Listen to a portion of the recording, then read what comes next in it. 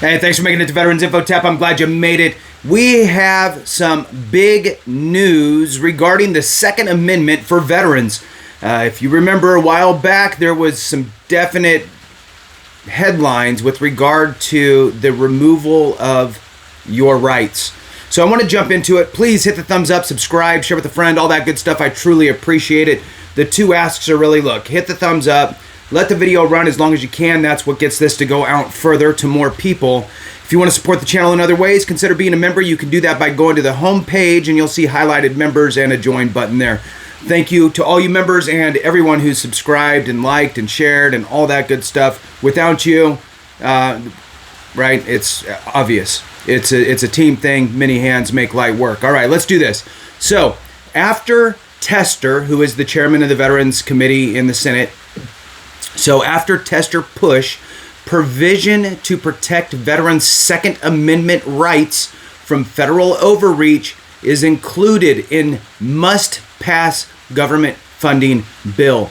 Outstanding. So for those of you that aren't quite sure exactly what's going on, what happens currently is if you get assigned a fiduciary, somebody to handle your finances, specifically from the VA, so your money comes in from the VA, and for whatever reason you're having issues managing your money, they assign you a fiduciary. Once they assign you a fiduciary, they contact essentially the FBI, get you put on the list where you cannot have a firearm. So in other words, the VA, which is just a department of, it's like any other department in the government, is playing judge, jury, trial, all that, right? They're prosecution, they're the judge, they're the jury, right? And then they're giving you your sentence of you don't get a firearm. So there's zero due diligence, and you have zero to say about it. It's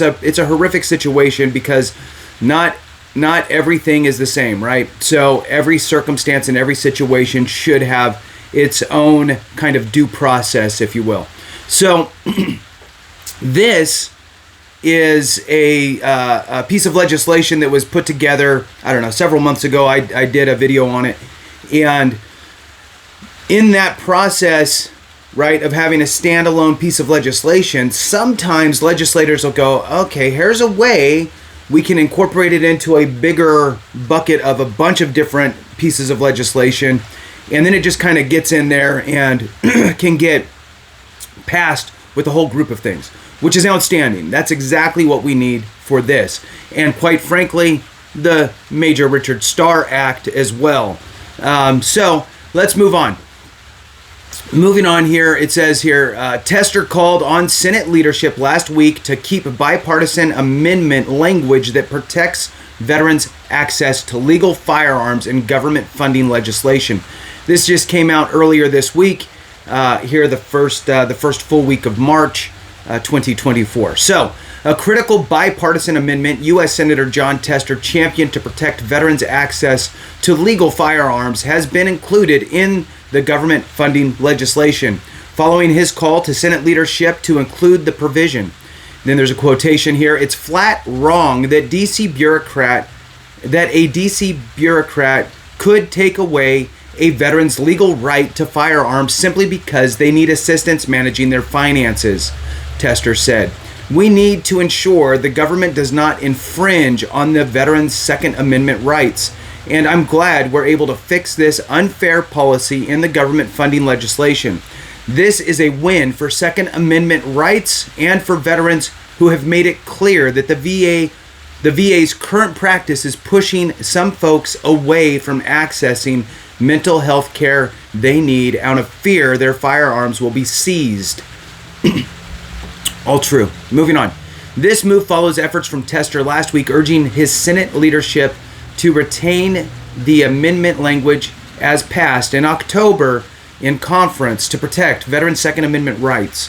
In a letter to the heads of the Senate Appropriations Subcommittee tasked with funding the Department of Veterans Affairs, Tester underscored how veterans have testified that VA's current bureaucratic practice drives them away from accessing medical health care and services they need at the department. Again, agreed. Another quotation, The veterans of foreign wars have previously testified that veterans often refuse to seek mental health care at VA out of fear for their firearms will be unjustly taken away. Tester wrote in his letter, "The fact is, as VFW testified, this practice is adding to the stigma," agreed, "around veterans receiving mental health care and creates a barrier to care for many, and it has to change." Moving on, this provision would prohibit federal funds from being used to report a veteran's information to the Department of Justice National Instant Criminal Background Check System. So, wasn't the FBI, right? Whatever. So at the beginning I said FBI because I couldn't really remember exactly where they send that stuff, but there you go. The Department of Justice National Instant Criminal Background Check System, the NICS, without an order from a judge. So let's read that again because this is the change and this is really important. This provision would prohibit federal funds from being used to report a veteran's information to the Department of Justice's National Instant Criminal Background Check System without an order from a judge finding that the individual is in danger to themselves or others. So in other words, the VA cannot just automatically throw your name out there.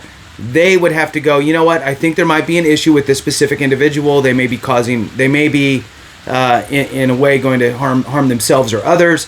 And so therefore we need to figure that out. And then they'll have to take it, up the flagpole through the court system and have a judge in that case rule in their favor, right? So, but at least you get your day in court. Reporting a veteran's information to the DOJ for the use by NICS would prohibit them from passing a background check to purchase a firearm. It was first successfully included as an amendment to the Senate Military Construction Department of Veterans Affairs and Related Agencies Appropriation Bill passed last October. The amendment was supported by veteran service organizations and Montana veterans mental health professional. Again, he always calls out Montana because he is a senator for Montana. The VA's long-standing policy to threaten veterans' constitutional rights who ask for help managing their affairs has been a barrier to veterans receiving help for years, said the National Alliance on Mental Health Montana Director Matt Kuntz. It's time to end it, so veterans can reach out for the financial help they need without having to worry about unintended consequences. The veterans of foreign wars testified at a hearing in 2022. A negative consequence of VA's current practice is that veterans tell the VFW that they refuse to seek mental health care at VA because they fear their firearms will be taken away. This has created a significant stigma surrounding mental health and has created a barrier to care for many. This perception is difficult to change.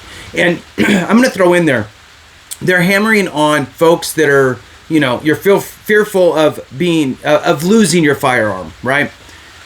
I'm going to throw out there, people don't even like to lose the idea of having a firearm. If you don't even own a firearm, since you've been out of the military, you haven't had a firearm.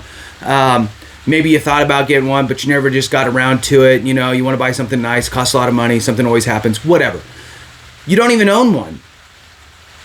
But I'll be darned if somebody wants to take away my right to go get one tomorrow, right? So there's also that aspect. People don't want to lose their rights, right? This is the Second Amendment.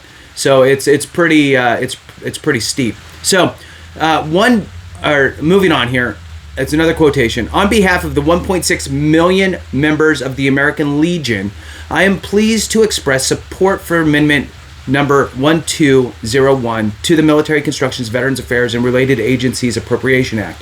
The American Legion National Commander Daniel C. Haffer, I'm not sure. Each veteran, regardless of disability, should maintain the right to possess a firearm unless deemed unfit to possess weapons by a judicial authority with the full benefit of due process. Agree.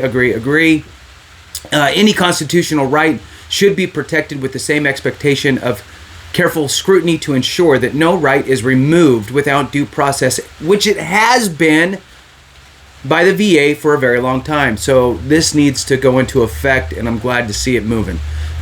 Last quotation here.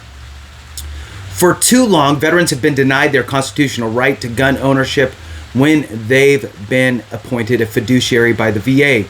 Being added to the NICS database without any due process, said Mission Roll Call's Executive Director Cole Lyle. Mission Roll Call thanks the members of Congress who have finally corrected this injustice, particularly the leadership of both the House and Senate Veterans Affairs committees. Veterans and their families are now assured that only a proper judicial authority will be able to determine who is referred to the NICS database. Our veterans swore to protect and defend our Constitution, and they deserve equal treatment under the law. Agreed. So with that, thank you so much for watching. I really appreciate you. Have a great one. And remember, if we don't take care of each other, something went wrong.